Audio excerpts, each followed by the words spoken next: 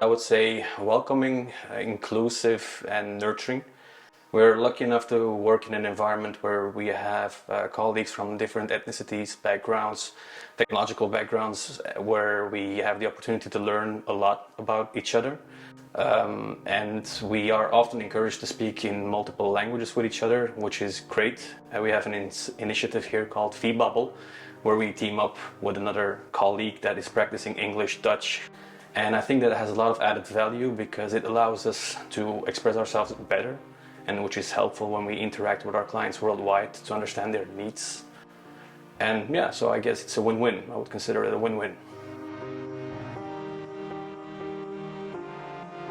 Well, to new recruits, I would say I cannot stress this enough. Ask questions. It's as a beginner, it's often you find yourself in situations where you don't have all the answers, and this is typically very normal. It might seem very scary in the beginning, but you have to trust the process. It's sometimes it's trial and error based kind of learning, and we would be surprised in how much you can actually learn in a year if you reflect back. So just trust the process and ask questions.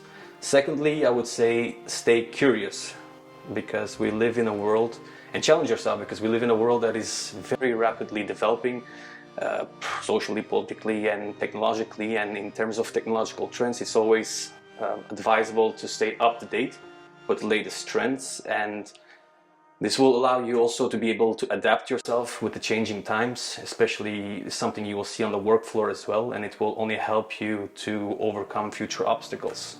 So stay curious.